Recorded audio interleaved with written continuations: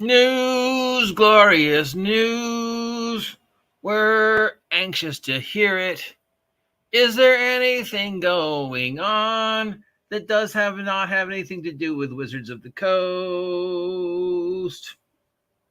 Oh, GGM, how come you don't talk about anybody Wizards of the Coast? I think you secretly are a shill for Wizards of the Coast. No, it's not that. It's just that none of the other companies make as much noise as Wizards of the Coast. Everybody else has learned their lesson.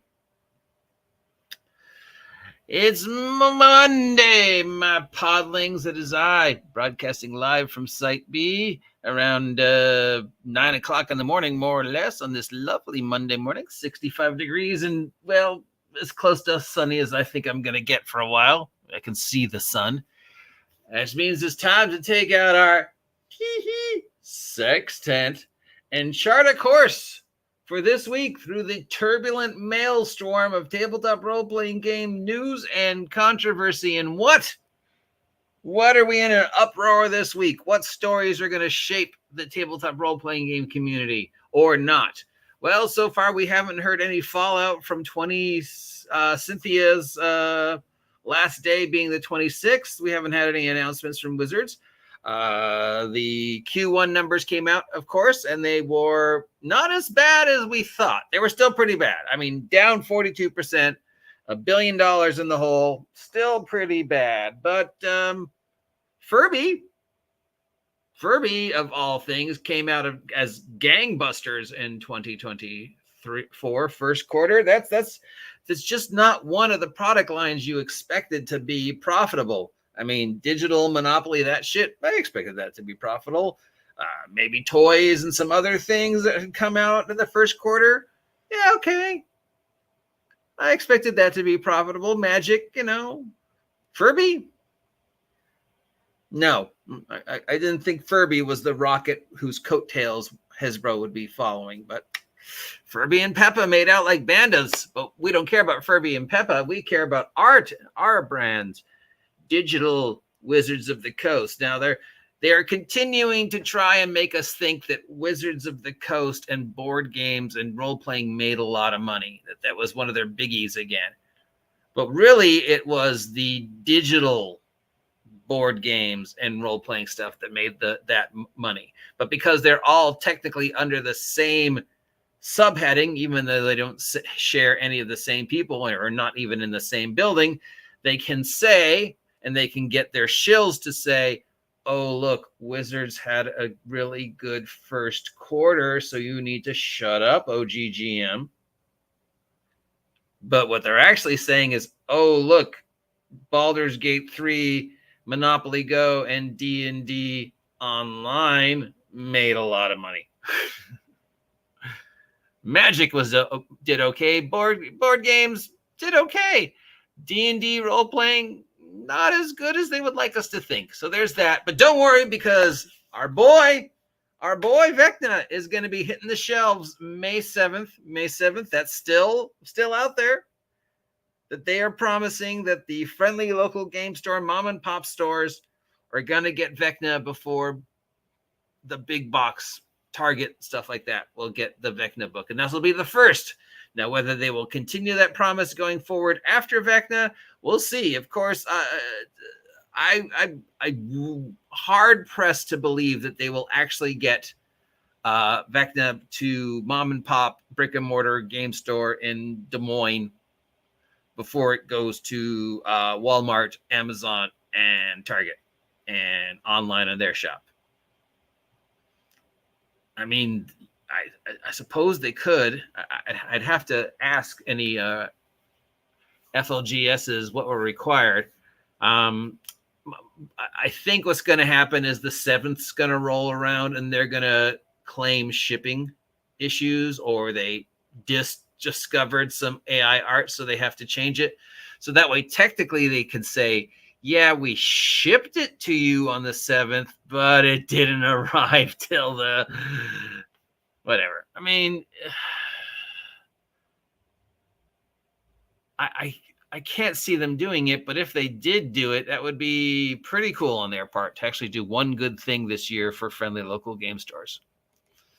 Of course, because it is the year of Vecna, I will be reviewing my friend Scott McClintock's Doomed Forgotten Realms adventure path, because it deals with Vecna, and it is the Vecna storyline I think we all wish we had. The woman who wrote the Vecna storyline came out again and talking about how it's our first 20th level adventure, as long as you don't count the other adventures that took you to 20th level.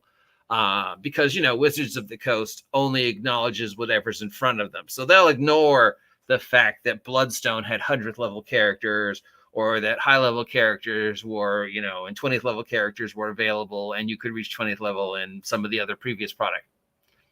Nope.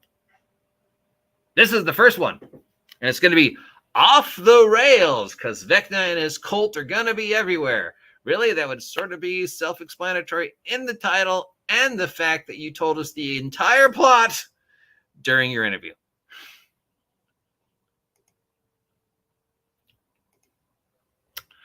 The Asmodee thing happened. Emergent Games, who owns Asmodee, decided to, due to financial reasons, they Embracer Games. Embracer Games split into three companies.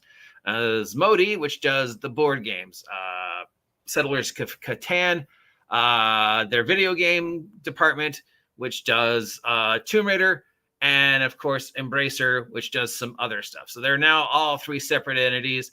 Asmodee can now go off and make whatever games they want, but except of course for the fact that when they broke them off, they also stuck them with $1 billion debt. So good luck to Asmodee. I guess a lot of people need to go out and buy Settlers of Catan. Dungeon Dudes have hit the $1 million Kickstarter for their Monsters of Darkheim, breaking 7 figures in its final day. Congratulations to Dungeon Dudes for getting a 5e monster book up to the $1 million category. Hopefully it's as good as you people want us to think it's good. We'll see.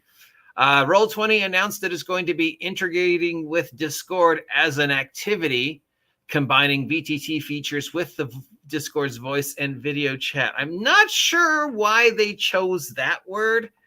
That's an unusual choice for word. Hey, now we're going to have an activity. Activity usually means like we're going to go build a shelf, or if you're in preschool, go outside or do painting or whatever, or I'm going to do an activity of going and taking my dog to the walk in the park, right? So I don't really understand that they're going to have an activity combining VTT features. Do they mean app? That there's going to be an app now on Discord that allows you to bring the VTT features into Discord? Because Discord already has a multiple bunch of dice rollers, and it has a way for you to talk to each other and video chat with each other. What it really doesn't have is mapping or any of the things. Usually people will talk on Discord and use something else for the maps and stuff like that.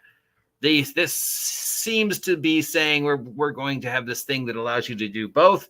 You're on Discord. You don't have to leave Discord to go to a second program, because all this new activity will allow you to bring up Roll20 VTT features in Discord, because Discord isn't clunky enough and Roll20 isn't clunky enough. Let's combine them for this mutant aberration of technology that will even be doubly clunky. That's what everybody wants, right? Critical Role is in trouble again. Oh, wow. Really? What a shock. Because of the bait and switch that they pulled, where Mercer, of course, left us with the death of fresh cut grass. The next episode, we expected some type of follow-up, mourn, fresh cut grass inspired whatever, but instead Mercer yoinked the tablecloth off, sent everybody skittering away, and brought in the DM and the players from the Crown Keepers Xandria Unlimited campaign from 3 years ago, including Abrea, whose name I will never get right, so I apologize, ma'am, to be the DM. People are upset because there wasn't any warning, and because they don't feel like they've had time to have a aftermath to Fresh Cuts Grass death, which I can, for once, but there's rare times when I agree with critters, not with the way they're expressing their frustration, but the fact that, yeah, you had a week and plus between the end of episode Fresh Crass Death and the beginning of this episode to let people know. And I mean, if you thought we were, whatever, because obviously this was planned ahead of time. Now, obviously, there's no way Mercer could have predicted Fresh Grass's death, because that would mean it was planned out or scripted. But he did die. But this was probably already in the pipe, so the people were already planning on being there, so they couldn't really change it. But it could have been handled better. It could have been, hey, we're doing this. Simple as that. A little ad, a little 10-second ad or whatever to let people know that the next one was going to be something completely different that seems to have nothing to do with the current storyline. But it probably will all tie up. So we've got that going on. And that, of course, has reignited the argument over character death. But the big one, that is like just sort of another head scratcher, is they're bringing back psionics in the new Player's Handbook. The big surprise out of the fireside chat with Crawford and Perkins that I talked about last week is the return of the psionic subclasses, the most infamous being, of course, the rogue soul knife build. I think there's others, but that's the one that the only one I've ever seen in play is the soul knife build. I think pretty much every 5e game I played in had one soul knife in it from the day that subclass was created and made available to players. But yeah, now they're going to be removing some of these subclasses, changing some of the subclasses around to add into these new subclasses. This is, of course, after them saying like, oh, we're done. We're not changing anything else. And, we've got the 37 core classes and the 420 subclasses, but we're not changing anything. We're definitely not adding new races, and we're definitely not adding new classes, and we're definitely not adding any new subclasses, and we're certainly not adding a brand new magic system. Oh, wait, yes, we are. I know you think we said that, but we don't remember saying that because we're Wizards of the Coast, and we have the memory of a goldfish. If it didn't happen within the last 5 seconds, it didn't happen. So they're introducing the psionic subclasses. I believe there's a rogue subclass that's psionic. I know there's a sorcerer subclass that's psionic. And I think there's a warrior. I don't know. To me, psionics was always just another type of spells. In fact, several of them had the exact same name. And you're like, okay, what's the difference between the spell telekinesis and a psionic telekinesis? They literally do the same thing. And they're going to be going to have psychic powers. He's going to have psychic spells. But they'll, pretty much work like every other spell system in 5e 2024, where you get a certain amount and bonuses based upon, I don't know what the psionic stat is, charisma, maybe, and what have you. Now, I don't know if this means the psionic spells are going to have their own separate chart, separate from divine, primal, and arcane. Or they're just going to be part of arcane, but the only people that can get them, at least at first, will be the psychics, sorcerer bloodline, soul knives, or whatever else there is. It's not like anybody's going to play any of the others, right? People are going to go, nope, soul knife. Yeah, it's pretty broken, which is why so many people liked it. But they might change it. And in order to make space for these new subclasses, what's going away? And how do we feel about psionics? Do we think it's a brand new magic system? Do we think it's just more of the same? What's the difference between your soul knife and his magic missile? They do the same fucking thing. They just look different. What's the difference between your telekinesis and my telekinesis? Mine's a spell and yours is a psionic spell. Why introduce psionic spells? Why introduce these when you already have spells? And it just adds more clutter, and it just means things are going to be removed to make place for this pretty much pointless class and pointless subclasses. If you're going to reintroduce psionics, then it has to be awful. It has to be body horror, aberration, mind flare. It has to be completely alien to the existing magic system. It has to be something that, actually has the chance to fuck you up, because, psionics and D&D come from mind flayers and the Neogi and the Aboleths and all these other psychic races. And, it's only when you make them different and Lovecraftianly awful that they stand out. Otherwise, they're just a reskinned wizard. The mind flayers throwing psychic bolts and they're doing the exact same damage and the exact same mechanics as a wizard's magic missile, and then that's the exact same mechanics at whatever else. And it's like, this is not really different. It's just a new name for something that already exists. So why do I need psychic spells? Why do I need a new magic system?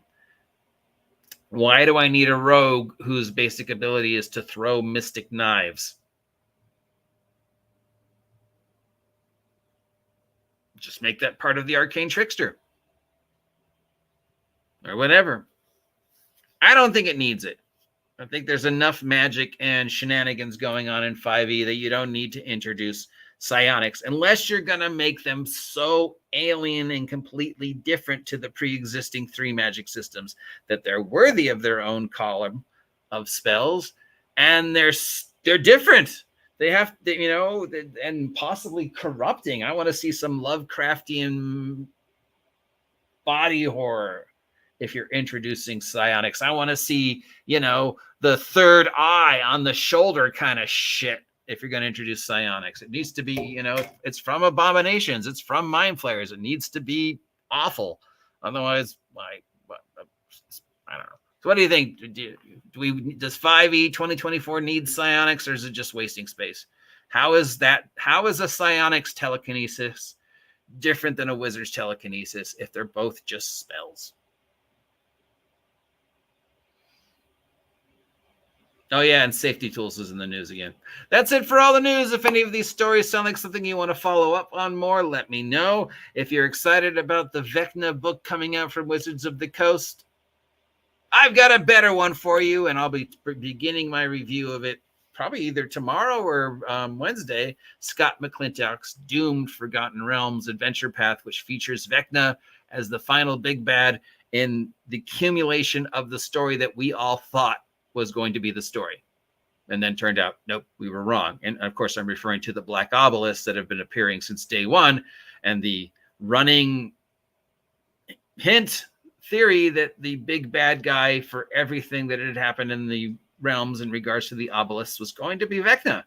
And we were finally going to get a big Vecna reveal when they first announced Planescape and the return to Fandelva. And it was going to be like, yes, finally, the story about the Black Obelisk is going to be resolved, and it's going to be Vecna, right? Because you've been hinting at that forever. But nope. Turned out it was just mind flayers. Because Vecna will be the big bad for 2024 summer. Yay.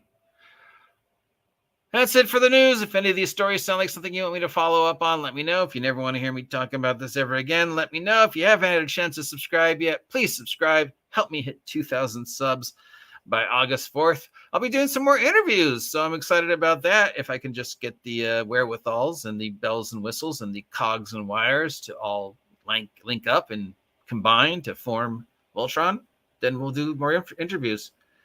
Talk to you later. I am sleepy today. See ya. Sextant.